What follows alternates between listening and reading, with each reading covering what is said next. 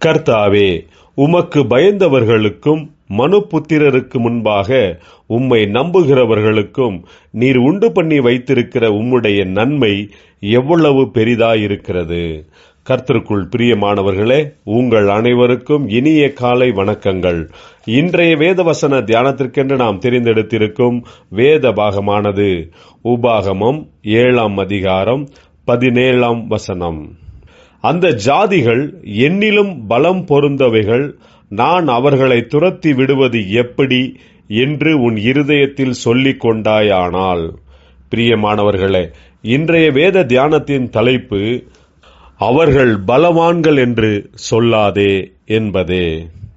கர்த்தருடைய தாசனாகிய மோசே இஸ்ரவேல் ஜனங்களுக்கு அவர்கள் கடைபிடிக்க வேண்டிய நியமங்கள், கட்டளைகள் இவைகளை பற்றியும், அவர்கள் வாக்குத்தத்த தேசமாகிய கானானுக்குள் போய் சேர்ந்ததும் அவர்கள் நடக்க வேண்டிய முறைகளை பற்றியும் எடுத்து சொல்லுகிறார். இங்கே நாம் பார்க்கும்போது இஸ்ரவேல் ஜனங்கள் எதிரிகளை பார்த்து பயந்து போனார்கள்.